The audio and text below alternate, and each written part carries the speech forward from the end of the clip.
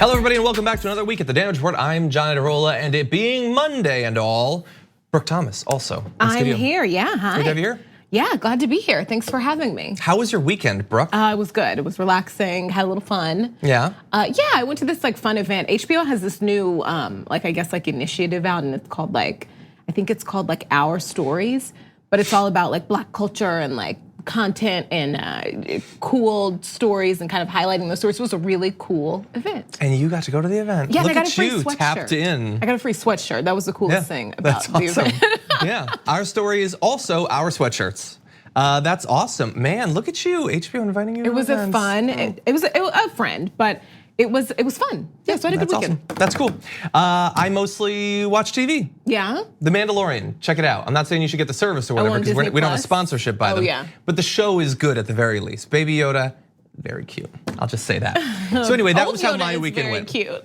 Yeah, he is actually. Yeah, and both, I'm just gonna say this, they both look like Bernie Sanders. Is that a coincidence? I don't know. But anyway, this gives you an idea of our lives. Sure what to do she goes to real events. I watch TV and occasionally have my phone go off. Do we have a sponsorship for no idea how that went off. Bootleg version of Siri over there? You know how I feel about your phone. She's gonna respond because she apparently has no filter. Hey, but Dorothy. Anyway. I don't know how we recover. This is when I don't know if you saw the last episode that Brett was on. We hit a road bump. This might be worse. But anyway, you know what we're gonna do? We have a lot to fit in, busy show. I will just say Nina Turner will be joining us a little bit later on. So with that, why don't we jump into the first big news story of the day. Donald Trump's impeachment inquiry. The public hearings of the end of last week were pretty fiery. A lot came out there. I actually expect more on Wednesday when Gordon Sondland testifies. That's gonna be a big day. But how did the weekend shows react to what was revealed? Well, Chris Walls got into it with Steve Scalise, and Trump was not a big fan of that interview. But let's first talk about some of their back and forth. And it had to do with who was actually on that original call that was revealed. Who knows what was truly going on? Take a look. There were only two people that participated in that phone call. It was Donald Trump and President Zelensky. Both of them were very happy with the phone call. Zelensky said there was no pressure. Sir, and the real bottom line is he got the money. Ukraine got the money, Chris. First of all, a dozen people listened in on the phone call, and a number of them were immediately upset because what the president said about Burisma. Well, those were Schiff's witnesses. But wait a minute, no, sir. They're career foreign service officers, and these are people who worked in the Trump administration. But Schiff's witnesses. There are other witnesses. You had a woman yesterday. You had a woman yesterday who was on Vice President Pence's staff. She said it was inappropriate. You had Tim Morrison, who was on the NSC staff, who said that alarm bells immediately went off for him. Alexander Vindman immediately went to see. These are all people. You say they're Schiff's witnesses. They all were working in the Trump administration. But let me get back to my. Well, no, some of them. They were not all Trump administration folks. What, are you saying that the person working, Alexander Vindman, wasn't part of the Trump National Security Council? The foreign minister of Ukraine just came out a few days ago to clear some of this up, to say there was never a link between money. He incidentally was not on the call either. Yeah, so there were only two people on the call, even though we know there were far more. And the reason we know that was because so many of them had an issue with it. But those people don't count because they're just Schiff's witnesses, even though they've been hired by Donald Trump to fill multiple different areas of the State Department, the NSC, all of that. And then he goes back to, well, actually, there's this foreign minister, but that guy wasn't even on the call. And you were just saying we should only listen to the people who were on the call. Everyone is in Kellyanne Conway cosplay. That's what this call has turned everyone into. But this is that interview that we just saw, that clip. We've seen the same thing 45 times now. Yeah, 45 different people saying what's there is not there. Yeah, that's. I worry that we're in such a partisan time that a Republican can watch that and think, yeah, Steve Scalise, he's being intellectually honest and fair. I don't know how you could think that, but probably some people will. The idea that you can discount all of these people, some of whom were hired to come on to work for Trump after being begged to fill positions that were only vacant because they had forced out people that they considered insufficiently loyal to the president. All of those people are just Schiff's witnesses. What does that talking point even mean? I know what it means, that they're no longer Republicans or something. But none he of them says are Schiff's logic. witnesses. Trump says they're never Trumpers when they literally were working for Donald Trump. Right. It's ridiculous. Yeah. But there was a little bit more. in terms of Scalise's effort to confuse you about what was actually revealed last week. Here you go. Let's talk in reality. Why don't we look at the 3 witnesses who actually did testify this week? All 3 of them were asked by whether it was John Ratcliffe or whether it was Chris Stewart. All 3 of them were asked, did you see any impeachable offenses? Did you see any bribery? Any of that? Not one of those things were mentioned. Not one person said they saw a crime committed. Sir, with That's all what due this is respect, about, isn't it? with all due respect, that very badly mischaracterizes what they said. They were asked, William Taylor, for instance, the acting ambassador in Ukraine, was asked whether or not these were impeachable offenses. He said, I'm there as a fact witness. I'm not there to pass judgment. But he made it clear what he thought about what the president was doing. Here he is. To withhold that assistance for no good reason other than help with the political campaign made no sense. It was counterproductive to all of what we had been trying to do. It was illogical. It could not be explained. It was crazy. He said withholding military aid to help with the president's political campaign was crazy. And the problem with that is it didn't happen, Chris. And so, yeah. He also, they had multiple back and forths where, because Gordon Sondland is going to testify on Wednesday, Chris Wallace was trying to say, so if Gordon Sondland says that there was a quid pro quo, then will that mean something to you? And he kept evading the question, saying, I'm not going to answer hypotheticals, even though this is a hypothetical for 3 days from now, or actually 2 days from now, 3 days from when it was asked. We're going to get the new memory or the old memory on Wednesday? Who knows? I mentioned that in my live video today. And the thing is, Scalise kept saying, I don't want people with 3rd or 4th hand information, when literally nobody has 4th hand information. That's a lot of hands. But he's saying, I want people who had direct knowledge. And so Chris Wallace cuts in and says, aha, well, Gordon Sondland talked to Trump and talked to Zelensky. He has firsthand knowledge. Will that then, according to your definition, be something you will trust? And Scalise says, I'll trust what Trump says. They are all. So it's all fake standards that they're setting up. They don't mean any of it. They're all pushing this talking point that it can only be withheld if it's permanent. That the definition of the word is now means permanent. So you're saying for the aid. And because they eventually got it, even though they got it 2 days after the whistleblower revealed everything. And it's just, you can't argue with grass. You know. I haven't heard that expression, but I like it and I get it. Yeah, and by the way, in terms of in the earlier clip, him saying, well, Zelensky said they didn't feel any pressure. The AP is reporting today, Zelensky had a meeting with multiple aides trying to figure out how he can get through this difficult political situation because he doesn't want to be seen to be taking sides in the 2020 election. So Zelensky can say, I didn't feel any pressure. It's apparently a lie. He was having meetings where he was talking about how much pressure he felt and trying to figure out a strategy for dealing with it. I will just say one other thing. I know that because of all the talk about the lack of pizzazz last week, that the mainstream media is like, well, we don't want to seem too excited about this impeachment, so we're going to pretend that nobody cares about it. 70% of Americans think that his request to a foreign leader to investigate his rival was wrong. A slim majority, 51%, believe that his actions were both wrong and he should be impeached and removed from office. 19% more don't necessarily think he should be removed from office, but think he should probably be impeached. Only 25% of the country think that Trump did nothing wrong. That is smaller, by the way, than his historic base, the most concrete, always Trumpers has ever been. Only 25% think, no, it's totally cool what he did. Still sad for America, by the way. Yeah. But anyway, Trump not a fan of that interview. He was tweeting about it earlier, weirdly attacking Chris Wallace, saying he'll never be like his father. Dude, you're just projecting that you feel like you haven't lived up to your father's example or whatever, I don't know. But anyway, this is sort of a catch up from the weekend. Lots more to come this week when Gordon Sondland testifies again. Although I share your concerns, will it be the original Gordon Sondland or the one who was apparently feeling pressure to have his testimony comport with what other people are revealing? Yeah. Right, what a mess, all right. Okay, we're gonna take a short break. We come back, lots more to get to. We need to talk about a relatively new show called the Republic, or UNFTR. As a Young Turks fan, you already know that the government, the media, and corporations are constantly peddling lies that serve the interests of the rich and powerful. But now there's a podcast dedicated to unraveling those lies, debunking the conventional wisdom. In each episode of the Republic, or UNFTR, The host delves into a different historical episode or topic that's generally misunderstood or purposely obfuscated by the so-called powers that be, featuring in-depth research, razor-sharp commentary, and just the right amount of vulgarity.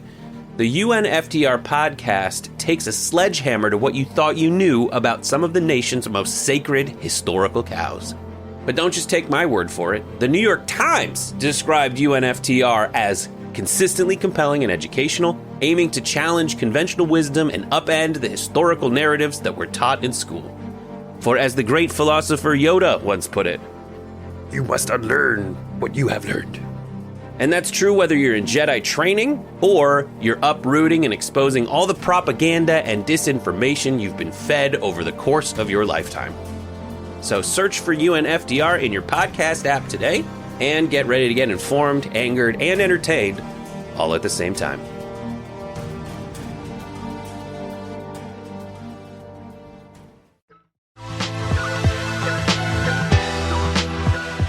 The right has a new strategy going into the 2020 elections that they've already debuted in one gubernatorial election to get people scared about the transgender community. Take a look at an ad that ran in the Kentucky governor's race. All any athlete wants is a fair shot in competition. To play by the rules. To show how hard work pays off and how champions are made.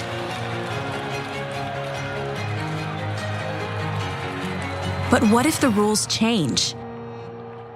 If Andy Beshear gets his way, there won't be any rules. Anyone at any time can change teams for any reason. Beshear calls this equality. But is it fair? Vote against Andy Beshear. He's too extreme for Kentucky. Joining us to comment, Zeke Stokes. Welcome back to the Damage Report. Thanks so much for having me, John. I really appreciate it. How's it? Well, we're very glad to have you on, and we should mention that ad ran in an election that the Democrat did end up winning, but it could potentially be a preview of what this American Principles Project is going to be doing in other races. What did you think about their attempt to take down Andy Beshear on that issue?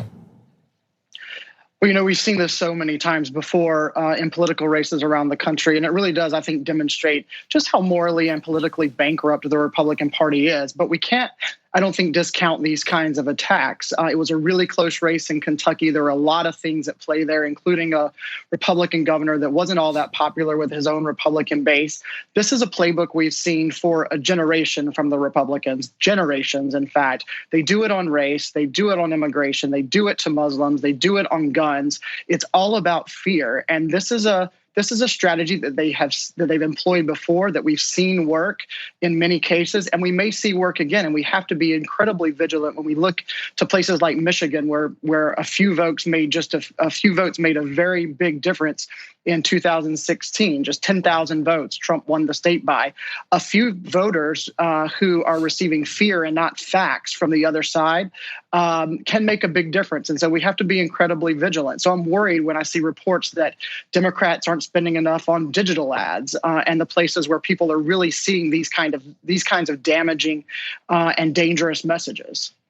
Well, on this particular issue, we had Parker Malloy of Media Matters on a few months back to talk about how, there's been attacks against the transgender community from the right, but they really do seem to be focusing these days on the sports thing. They're suddenly interested in high school and college women's sports in a way that they never have been before, supposedly because of this ever-present threat that men are going to simply decide one day that they want to pretend that they're transgender. And it's my belief that has never actually happened. That's actually not an issue in these sports. But why do you think it is that they're focusing on this area now? I think if these were well-intended people, we might just say this is a solution in search of a problem, but it's so much more than that. They tried this in 2014 and 2016 after we saw the passage of marriage equality as sort of their next stand. It was going to be the transgender community, and so they started going around this bathroom message that bathrooms weren't going to be safe. We saw the state of North Carolina pass a draconian law around bathrooms and transgender protections, and we saw the backlash around that. The governor of North Carolina was defeated because of that. So we saw that not work. working. And we saw states like Texas and others saying no to that kind of legislation. So now that hasn't worked. So they're going to the next depth, which is this idea that somehow there's this epidemic of boys who want to play on girls' teams in college and high school and vice versa. And it simply doesn't exist. It's all about scaring parents to believe that there's going to be somebody in the locker room who's a threat to their kid, and it's simply not true. Hey, Zeke, so how do we push back against this? Because there obviously hasn't been, as John mentioned, like this same sort of passion when it comes to women's sports. A lot of these same people are still arguing that the U.S. women's soccer team shouldn't be paid the same as the men. None of these people are, speaking out about equality when it comes to women's sports versus men's sports. And so it's very see-through. Mm-hmm. And how do we, as, the public, push back against this? Well, I think the first thing we have to do is make sure that progressives are registered and ready to go vote this year. I just saw a study from our own LGBTQ community that indicates that 1 in every 5 LGBTQ people is not registered to vote. And again, when you go to a state like Michigan and you look at the 10,000 vote differential there for Trump that put him over the top in 2016, there are 76,000 unregistered and unvoting LGBTQ people just in the state of Michigan. Our vote alone could change some of these battleground states. And when you extrapolate that to other marginalized communities, women, people of color, immigrants, the Muslim community, others who've been attacked by this administration, the power is in our hands. And unfortunately, there's not much else we can do at this point except go defeat these folks at the ballot box. As we pointed out, that attempt to take down Andy Bashir, he narrowly won, although as you say, there were many factors playing into that. But it's likely that the American Principles Project is not done running ads, and they're probably going to get involved in both the primaries and the general election coming up in 2020. What do we know about this organization so that people going into this election, when they see this group behind ads, they might know where it's coming from?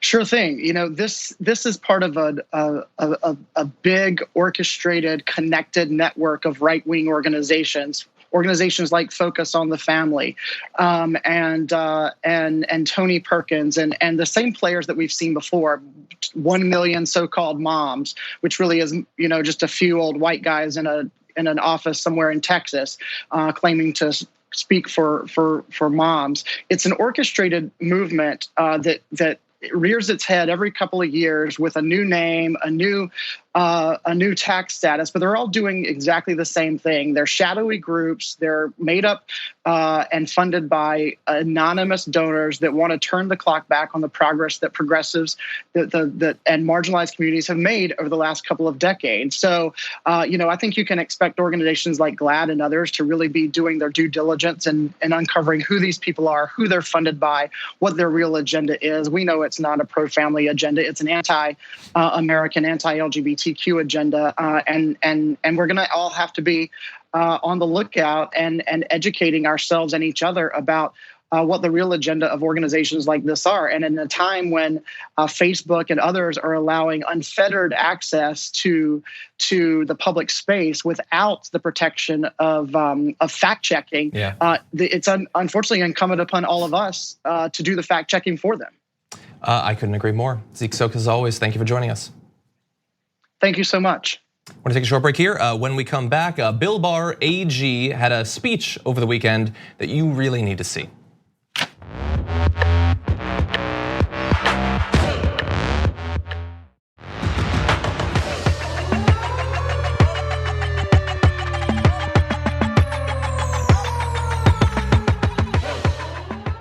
William Barr is the Attorney General. That means he is the chief law enforcement officer for the American people, for the American government.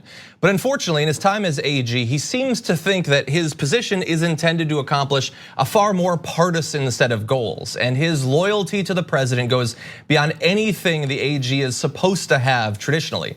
Take a look at some excerpts from a speech that he gave to the Federalist Society. And remember that he is saying this just hours after yet another one of Trump's aides was convicted of multiple counts of lying to Congress and witness tampering. He had this to say: Immediately after President Trump won election, opponents inaugurated what they called the resistance, and they rallied around an explicit strategy of using every tool and maneuver to sabotage the functioning of the executive branch and his administration. The fact of the matter is that in waging a scorched earth, no-holds-barred war of resistance against this administration, it is the left that is engaged in the systemic shredding of norms and undermining the rule of law. And so the AG is taking the entirety of the left and attacking it at the Federalist Society. He goes on to criticize Democrats for launching what he calls a holy war and using, quote, any means necessary to gain momentary advantage, while he said conservatives, quote, tend to have more scruple over their political tactics and rarely feel that the ends justify the means. And that's why they would never impeach a president over oral sex. I thought that his position was supposed to be non-political. It is supposed to be non-political. So we're just not even faking it anymore. Or non-partisan at the very least. It's political, but he's not supposed to identify closely with one ideology or party and see himself as launching a war against the other side, which he clearly does. Yeah, we're not even faking it anymore. No. Yeah, that's all right. Yeah, well, look, he went on to say, in any age, the so-called progressives treat politics as their religion. Their holy mission is to use the coercive power of the state to remake man and society in their own image, according to an abstract ideal of perfection. That's just crazy. That's like right-wing radio host commentary there, but he is an incredibly powerful officer in the US government who says that the progressives, by the way, are just so-called progressives. They're actually practicing a religion and going on a holy war. I love the projection there that the people who he literally in a speech a couple of months ago attacked radical secularists. On the one hand, the radical secularists. On the other hand, they're the true jihadis who are launching a holy war. And William Barr, who is an incredibly religious person who wants to see Christianity embedded more closely in American government, is attacking the left as supposedly following a religion. And that's a thing that comes up a lot, by the way. The really religious right loves to pretend that they're totally non-religious. It's in fact the left who are pursuing some sort of religion. This is disheartening. But I mean, the thing is that we're jokingly saying, like, I thought he was supposed to be non-political. I thought his position was, of course, that we passed that point a long time ago. He's been seemingly acting as the president's personal attorney. Yeah. So we passed that point a long time ago. It's just fascinating that he's so loudly going for it. And I don't know for sure that this is due to the impeachment strategy that the Democrats are going for, where it's very narrowly defined over just one issue, the Ukraine thing, and a very narrow sort of section of that. But I've been saying over and over that William Barr should be a part of that conversation. He tried to shut down the investigation. He's the reason the whistleblowers' initial raising concerns didn't go anywhere. And yet, he's off giving speeches of the Federalist Society and doing whatever he wants. He's not tapped into this at all. It's not just that he's not testifying, it's that there's not even calls for him to testify. The Democrats seem to have completely forgotten about him. And not only has he had this effect in the Ukraine scandal of trying to protect the president, but we know that when the Mueller report was coming out, he had his little press release where he gave a very disingenuous version of what it was going to reveal. And yet, nothing is being done. The Democrats seem to believe, you know what, it's fine, we've got bigger fish to fry. The AG, who holds immense power over a number of different issues, not all of them related to Donald Trump, but we know very important when it comes to criminal justice across the country, drug policy, all of these things. Is this the guy you trust on those issues? If you're Donald Trump, sure. Yeah, but we should expect more, and I don't know why nothing is being done. Right. Yeah, as you said, disheartening. Okay, with that, why don't we move on to the crazy news of the day. North Korean state media launched an attack for some reason against Joe Biden that went a little bit crazy, and Donald Trump somehow came out of this looking crazier than North Korea. So look, they wrote about him and they misspelled Biden's name, to be fair, but KCNA said the former vice president was showing signs of, quote, the final stage of dementia, and that, quote, time has come for him to depart his life. Some of that may be lost in translation, but the idea that he should die is definitely there. And apparently they took issue with something that he had said that was critical of Kim Jong-un. They didn't cite exactly what it was, but they didn't like that supposedly Biden had attacked their leader. And so they go on to say it was the last ditch efforts of the rabid dog expediting his death. Rabid dogs like Biden can hurt lots of people if they're allowed to run about. They must be beaten to death with a stick before it is too late. And with all of that being reported and people tweeting out that article, Donald Trump quote retweeted one of those saying, "Mr. Chairman, Joe Biden may be sleepy and very slow, but he is not a rabid dog. He is actually somewhat better than that, but I am the only one who can get you where you have to be. You should act quickly, get the deal done, see you soon." And by the way, the beaten to death with a stick part is in the thing that he retweeted. And he said, "See you soon." I don't know what to do with any piece of that. Isn't that bizarre? Like, it's not that they're not directly threatening to kill Biden, but they're saying that somebody should kill him violently. And the current president, who will be potentially facing Joe Biden, when you say someone with, should be killed, I don't think you get to step away and say, "Well, I'm not saying I'll kill him." I don't think. I think they're about even. They're about even. And so his response is, "Hey, you're being a little bit too hard on Biden. I think you've gone a little bit far. He's sleepy and all." And look, this is the sort of thing we don't even really normally report on these anymore, because what do you do about it? But it will be nice when we get back to a point where we don't have the current president being like cool and like friendly when people threaten to murder US politicians. And what was even the point of that? From the North Koreans' point of view? I don't know. Right, okay. They have to fill a lot of time, I guess. Is that okay? Well, and also, like, conceivably, if Biden was being critical of him, they definitely have to put up a strong defense. Okay. It's expected of them in state media. Same principle working with Fox News. So anyway, yeah, I don't know what you're supposed to do with this information. It's the weirdest. But that's an official tweet that is in the congressional record now, because it's an official communication from the president. And not the worst one. No, probably not. Yeah. No, the crocodiles thing is probably still worse. Okay, with that, we are going to take a break. We come back. Nina Turner is going to be joining us to break down a new initiative of the Bernie campaign. We'll have that and more after this.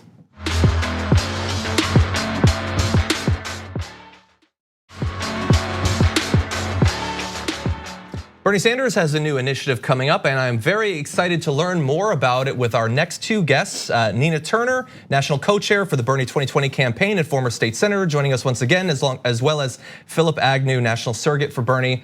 Welcome to the show to both of you. Thanks, John. Thank you for having us. Great to have you back. Nina, I feel like we haven't talked in like 6 days. I know. I hear Brooke laughing at me. So, Bernie's got this new HBCU organizing initiative coming up. Tell us about it.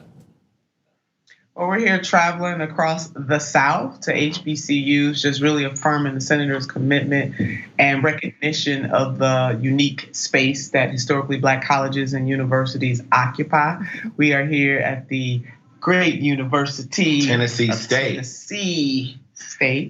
And really happy to be here. And Phillip Agnew, uniquely, he is a product of an HBCU, so I want to get him to jump in here right away. Well, this is part of our enduring commitment to making sure that Black students rightfully occupy their place in the democratic process. We're the only campaign that has a dedicated resource organizing campaign that is directed towards HBCU students. And for me, as a graduate of them, I know the importance of them in not only the culture and the educational infrastructure, but in guiding and directing the political agenda for young Black people for the next generation. So this is exciting. We're going around the South, and we're going to hit a number of schools this time and be at a number throughout the year. And John and Brooke, we're doing listening tours, so we're listening to what the college students have to say. We're doing pop-ups, so we're just really want them to know that Senator Sanders, one, cares about what they have to say, understands, again, the unique positioning of HBCUs,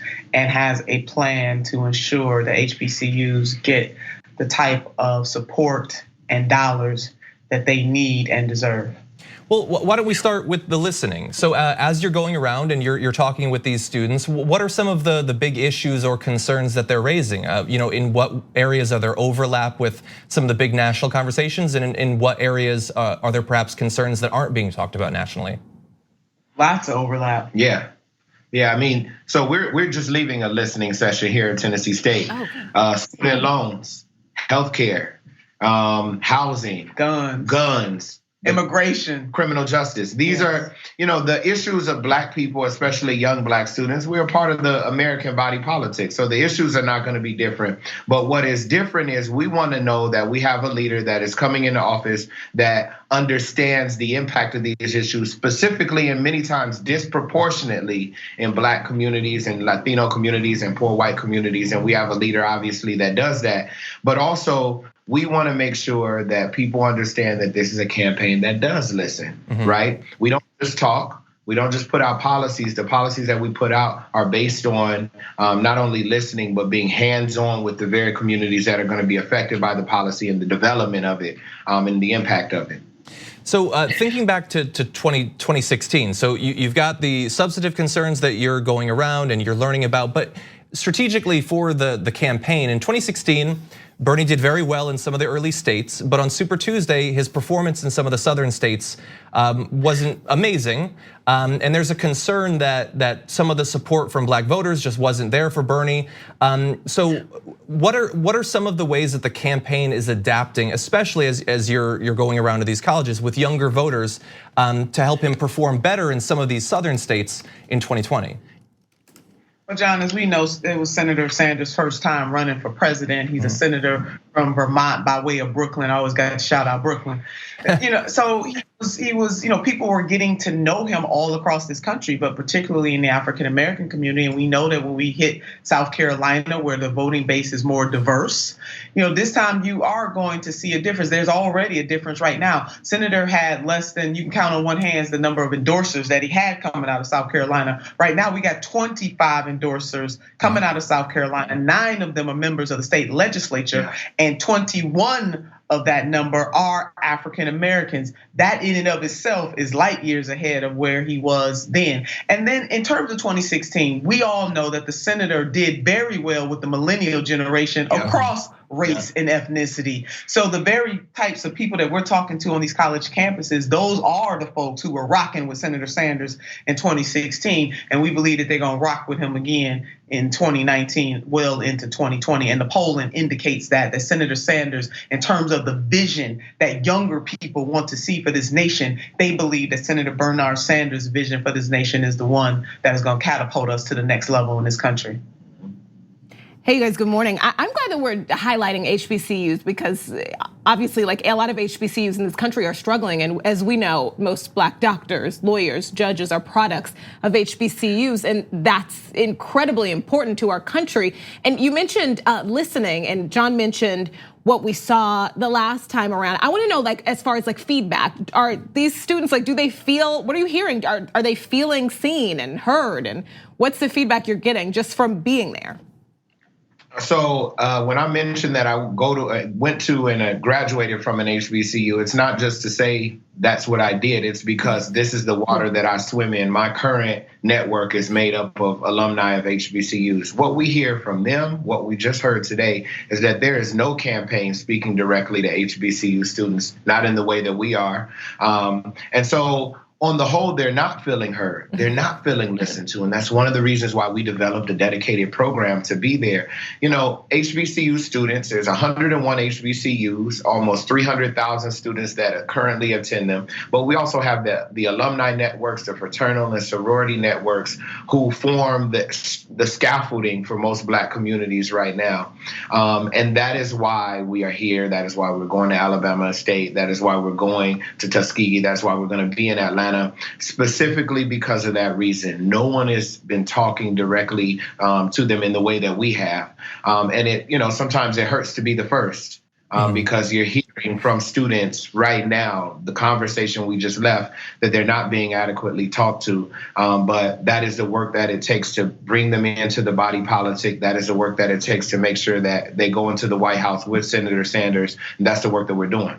And Brooke, to add to what Agnew just said, I mean, the students here at Tennessee State, they made it very clear they were excited that we're here. Yep. First campaign to come on this campus, to the university, they're just really excited. And they get a chance to express their hopes, their dreams, their fears, and their vision for a better quality of life for them, their families, and for future generations. Agnew, neither one of us are wearing one of our HBCU shirts, but something I want to point out that we talked about, our shirt says, Bernie Sanders for HBCUs, right, and not the other way around. And that positioning is vitally important, and it sets the foundation and the foundation for what this campaign really is all about, and the commitment that the senator has to HBCUs, both public and private HBCUs, because he does understand their unique position in the universe.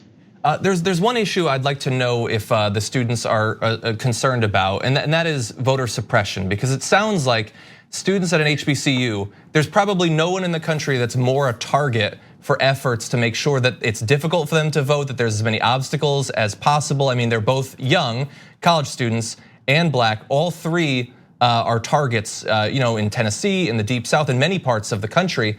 So are there concerns about these impediments or obstacles to voting going into the 2020 election? Yeah, absolutely. In North Carolina, a number of states, in Florida as well, we have voting locations that were on our campus, and those started to be systematically removed.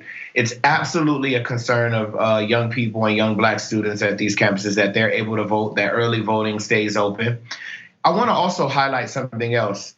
We equally as important as having access to the ballot is access to the truth and real information about what is being discussed from the politicians and their politics.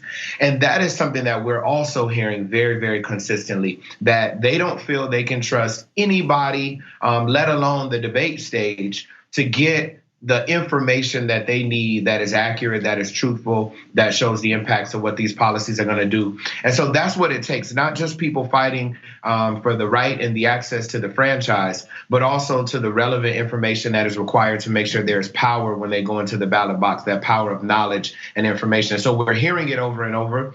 The access has been diminished across the South.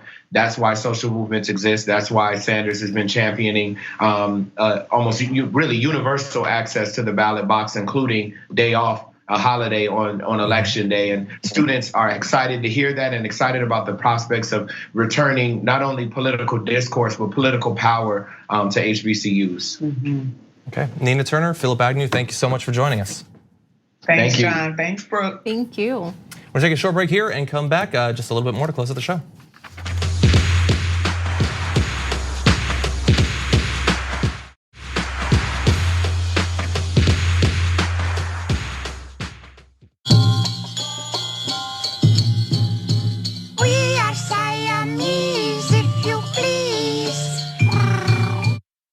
So that is a musical number that is not problematic in any way. No, that seriously was in a Disney movie. Now, you can still see scenes like that on the newly launched Disney Plus, but there's a warning beforehand saying that these are cultural depictions that are of their time, which is another way of saying, man, you could get away with a lot of really blatant racism. Right, it's like, hey, we weren't listening to marginalized communities back then, even less than we are now. Like there was nobody within a mile of those animation studios that thought that's really bad. Because that was still racist back then. It was still racist. It's just the people who that hurt didn't have as loud of a voice. You weren't forced, or any voice. You weren't forced to listen. And I hate that whole things were different back then. No, they were not. No, that was awful. That was awful then. That was awful then. It was. You just didn't care a little less than you, it's just, I don't know. But you were just so overwhelmingly powerful that you didn't have to give 1/10 of a damn. And the thing is, the warning is good. I don't think wipe all the cartoons out. The warnings are good. It's just worded bad. Yeah, so I get what you're saying, but I was watching Fox News and they think this is actually bad to warn people about. So let's go to Laura Ingram's show. Before you watch certain classic Disney films, Laura, Disney is posting warnings like this one for Dumbo. What? This program is presented as originally created. It may contain outdated cultural depictions. About the elephant? No. That's a reference to the Black Crows. Remember, they kind of use those minstrelly accents in the film. They smoke cigars. There are other warnings as well. Warnings? Beware of those Siamese cats in Lady and the Tramp, and an Asian cat playing piano with chopsticks in the Aristocats, and Tiger Lily and her daddy in Peter Pan, all old cultural depictions. Can I say, I bet he apologized for. Literally no one ever noticed any of this. Nobody. But now people are going to be looking, oh, what does that armadillo look like? Here's the good news. The good news is they didn't cut these classic films. Not yet. They're leaving them as cultural touchstones. Explain to kids why this is out of favor, or we don't talk that way anymore, or this is disrespectful to a certain race or a group of people. They can do that, but don't cut the work. Let people see it as it was originally envisioned. When are they going to start worrying about the beleaguered conservative Christian class? Like, when do they go to get their apologies and their changes and their warnings? This is actually offensive to Christians. Okay, I am no fan of Laura Ingraham, but she raises a good point. No one had ever noticed those stereotypes before. Like, the crow's name is Jim Crow. Get out of here. That's a coincidence. So absurd. In the Crow community, Jim is a very common name. Yes. Nobody thought of I didn't even know about the chopsticks and the piano. That's crazy. And obviously the depictions of Native Americans that's crazy. Those, by the way, aren't even the most racist. There was one movie that they're not gonna put on. They put on all the rest, but they're not gonna be offering the 1946 film Song of the South, which has been criticized for racist depictions of black people and its ill-considered representation of slavery. The NAACP said in a statement that, quote, it regrets, however, that in an effort neither to offend audiences in the North or South, the production helps to perpetuate a dangerously glorified picture of slavery. The film unfortunately gives the impression of an idyllic master-slave relationship, which is a distortion of facts. So that's the one. But for the rest, Laura Ingraham is not a straight news person, I get that. She does opinion. But how can you say nobody had noticed those things? Because that is the space she swims in. But she's also just lying. Right. You're lying that you know nobody noticed that. What is there to complain about? They went on this long rant about like, don't mangle, that didn't happen. They put a little sentence there. Beforehand. A little sentence that also is written in a way as to not offend people like Laura. Because the sentence is, it's not outdated. It was racist back then, it's racist now, and okay. Well, it never says that it's racist. That's how safe it is. Yeah, let these be teaching examples for kids. A lot of people, still love the films, and let's leave them up there because we made a lot of money, and let's talk about these. That's fine. That's fine with me. Totally fine with me. Okay. Well, look. I think it would be fine if they cut it. I don't see what she was so mad about. It's just a sentence. We know what she's mad about. She wants the racist stuff in there. Like I think, okay, if I was watching Lady and the Tramp, and all of a sudden they cut, I would be thinking, well, based on the character development, I feel like they need a racist song right about now. And I feel like it's missing some sort of racist song about cats. But she apparently actually thinks that. She thinks, what's the point of watching Dumbo if I don't get to see racist depictions of black people from that time? Right, like you are in a bad space in your life if you are so deeply offended at the prospect of not being able to offend people. I don't want to live there. And then of course the knee jerk, when are they gonna worry about the beleaguered conservative? Yeah, because were there tons of stereotypes of 1940s era conservatives in America? Like dancing around or something? I don't think that happened. I don't think they had a lot of making fun of Christians at the time. Who offends Christians? What offends Nobody Christians? Even now wants to offend Christians. That's how worried they are constantly. Anyway, just ridiculous. I don't understand how we can't have a sentence in front of Dumbo, but we can boycott Starbucks because of a Happy Holidays cup, I don't. It was still red. Yeah, and by the way, so we some of these you got to go way far back, but there have been some issues more recently that are still up, and you don't have to go that far back. So some social media users were critical that the outdated cultural depictions message wasn't applied to the 1992 animated version of Aladdin or the 2013 adaptation of The Lone Ranger starring Johnny Depp as a Comanche character. Also, that was 6 years ago. Pocahontas is horrific. Yes, okay. Good songs, but there are some significant issues with that. And they don't have it on that. So Disney has both done just enough to piss off crazy conservatives, but not enough to really come to grips with their past. Yeah. Okay, thank you as always for joining me. Great to have you here. Thanks for having me. Thank you everybody for watching. We will see you tomorrow morning.